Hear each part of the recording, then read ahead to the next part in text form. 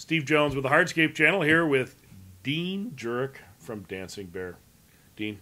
Steve, good to see you. Damn, it's always good to see you. You too, buddy. Got a great spirit, love it. Right back at you. Like to toast to your health. Cheers. Temporary as it may be. Now, the rest of this might not be coherent, but anyway, we're good to go. Well, we had Pat McCrindle here yesterday. I think we went through half a bottle with him. I made the next couple of interviews kind of interesting. Fluid, at least, yeah. I'm with you. Well, Dean, you're, as always, you're in charge of the big parties. Well, yeah. I mean, look, we're coming up on the 20th anniversary of ICPI, which is a big deal, I think. We're still kind of young enough as an organization that everyone is still part of the group. You know what I mean? We haven't turned over in the next generation. We got some new folks, but still a lot of the original people are there. So you say we haven't killed them all off? Not yet, but we're working hard at that. So call me if you need more help. We're doing a pretty good job, I think. Good. So tell us about the party. Okay, we're going to have, again, 20th anniversary in New Orleans next March, so it'd be 2014 on the 27th, which is a Thursday night. There'll be a 20th anniversary celebration during our ICPI annual meeting, which will be in New Orleans during the same time. It'll be a big kind of blowout event. Obviously, the group raises extra funds outside of just regular dues to fund the event.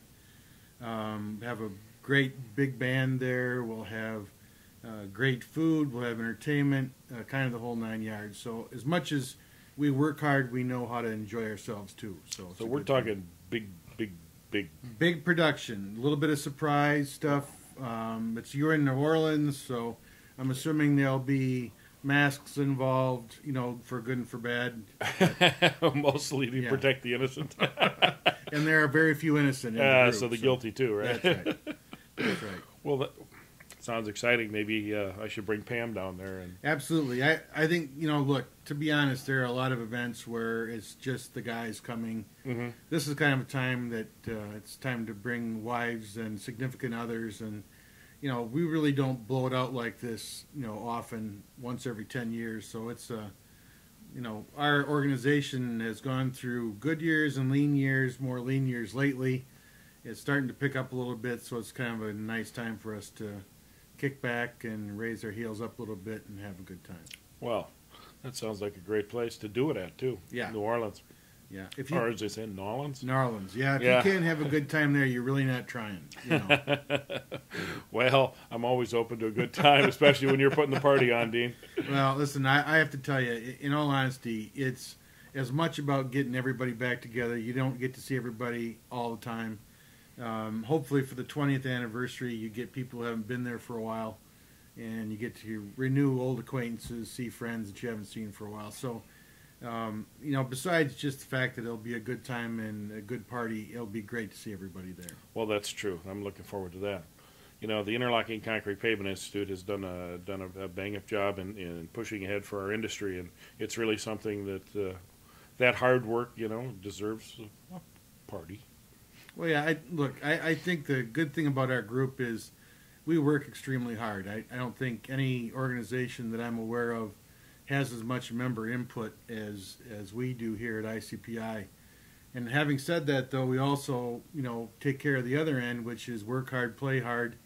So, you know, when we do a 20th anniversary, it'll be a party to remember. So.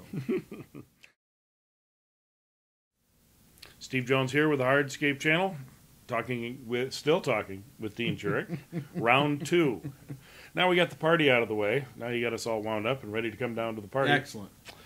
What else has been going on for you within ICPI? We all have our own little things that we do. Sure. And what's under your purview? Lately, a lot of consulting in the industry for installations, for construction methods, but mainly for production stuff. Mm-hmm. You know, the making of pavers from mixed designs, that sort of thing. I think we're all trying to sharpen our tools a little bit. Obviously, in our organization, we've kind of gone through just plain Jane pavers, let's call them that.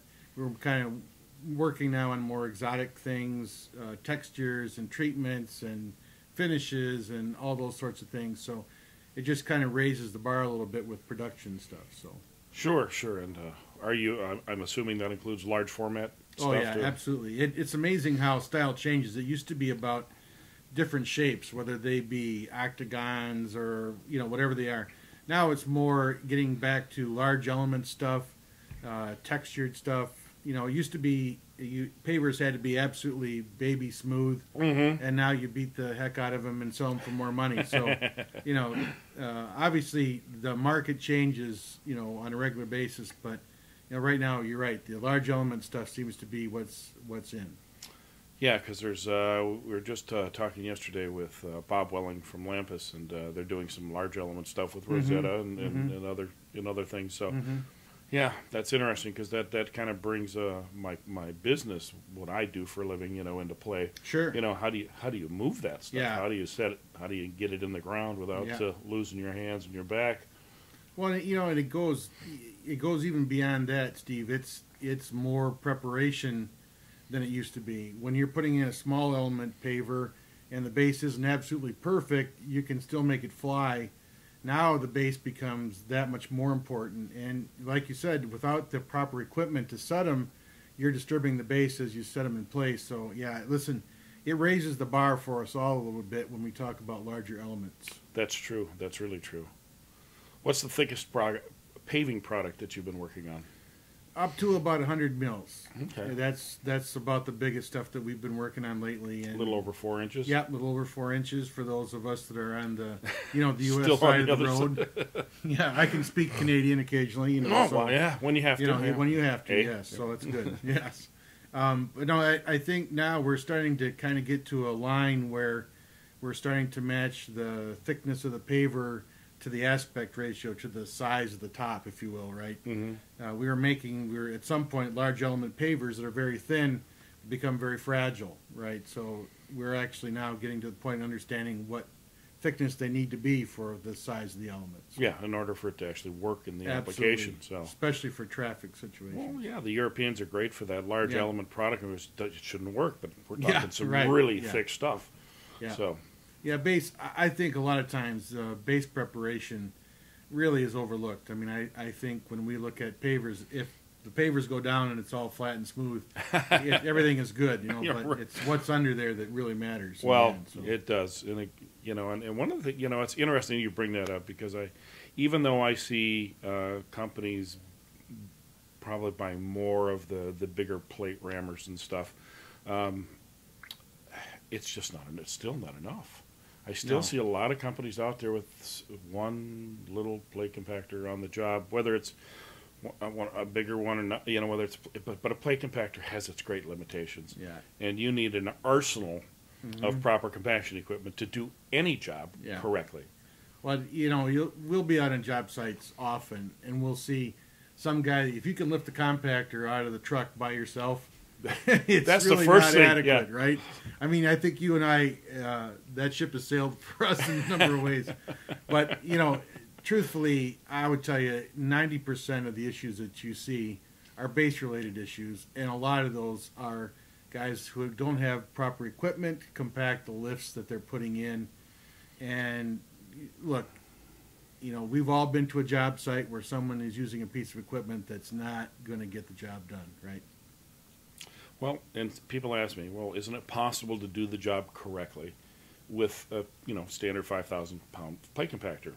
The answer to that is yes. It will take you forever to do a good job. If you're putting in 2-inch lifts. Yes. Yeah. Yeah. Yeah. And that is really the big if, because you go on a job site and there is never anyone who puts in a 2-inch lift.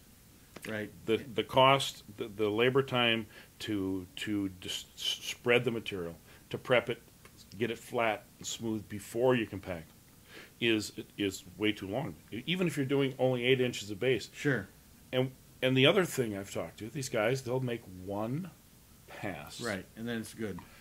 It's half a dozen passes, Yeah. and you still don't stop until it's hard as. And even then, even if they're doing the adequate lift size and they're making the adequate passes, it doesn't have adequate moisture, so it's not making compaction anyway. It's making popcorn. You see dust rolling around the compactor, and you want it, anyway. Yeah, stop. Yeah, please. Why? Yeah, Don't hurt yourself. If you need to wear something over your mouth for the dust, it's time to put a little bit of water on the base, right? So, Yeah, that's a big issue. That is a big issue. absolutely. But it's but that's one of the basic issues we've talked about for years, and yet it's kind of astounding that it's still happening, and it's happening all over the place. Right. Well, look, part of this goes clear back to the way we still bid pavers out, right? You bid pavers out, low bidder gets the job, right? Well, at some point or other, there's got to be a basic understanding that to make money at the lowest bid, you're probably not doing everything the way that it should be done. And I think sometimes owners kind of miss the point of, is it the cheapest price or is it going to be done properly? Sometimes those two can go hand in hand, but you're really kind of working one against the other. When it's a standard job, when you get the standard technology in place, maybe some paver cart or whatever else to help you along, you get a decent sized compactor. It is apples to apples.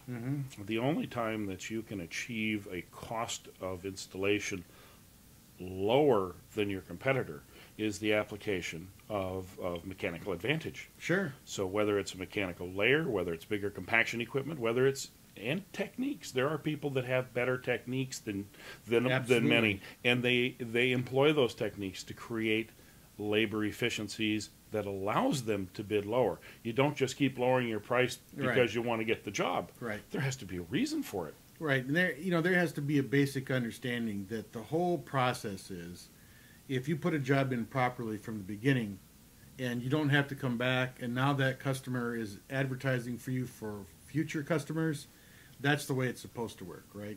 And honestly, if you're not using that as your advertising agent, then you're really missing the boat. So, well, I'm sure you've talked to the contractors that I have. You asked them, say, hey, how many jobs have you gone? How many jobs have you had to repair? You go, right. None. Yeah. You look at it. You've never been back to. How many have you been back to? Yeah, that's the question. Just because the homeowner didn't call didn't mean it's not sagging away. I know this scene is kind of counterintuitive, but really that's the best call you make is, hey, call the homeowner even if you can't make a site visit. How's it going? If there's everything working fine. Wait a minute, you just had one of those calls. How's it going? There you go. Yeah. There it is. Yeah, 10 years later, one of those calls. But look, to be honest, I think that's the kind of call you want to make. The best customer I think you ever have is someone who's had a minor issue, you've addressed it promptly, they're happy, and they're going to recommend you from this point going forward. One of my best job references when I was installing was a person that had an issue, a pretty substantial issue in the job. Had to do with subsidence of all of the fill next to the driveway because of a big water sprinkler issue. Wasn't my fault. Yeah. Not that I've done enough things that are my fault. Those issues, right. But this one was something big. I came back, I fixed the job. Should have gone. I was still too young in the business, didn't know to go back after the sprinkler guy for the for the sinkage and all that sort of stuff. And but I fixed it, and that person became one of our top of my list for references. Sure. Praised us to high heaven, and you know what? Couldn't ever get enough of those. So yeah, that's a great recommendation. Call your old customers. Sure. You don't have to be perfect. You just have to look after people. Long term, you're going to make mistakes. Jobs are going to go awry. There's going to be something that happens. That's not how you should be graded. You should be graded in how do you respond to that stuff. And truthfully, like you're pointing out, really, that's the best customer. Hey, this guy took care of me. We had a problem, he took care of me, and we're good to go. I don't care what your warranty says. Yeah, it's what you do. Yeah, absolutely. Right. Hey, Dean. It's been a pleasure. Good to see you again. Hey, buddy. Thanks for coming up to the studio. You're good to be here. We set it up a little better this time. So. Last time was a little seedy looking, I think. Yeah, well, it's the guys in the picture sometimes. That does set the tone. This is Steve Jones and Dean Jurik here at the ICPI mid-year meeting in Pittsburgh, Pennsylvania, signing off.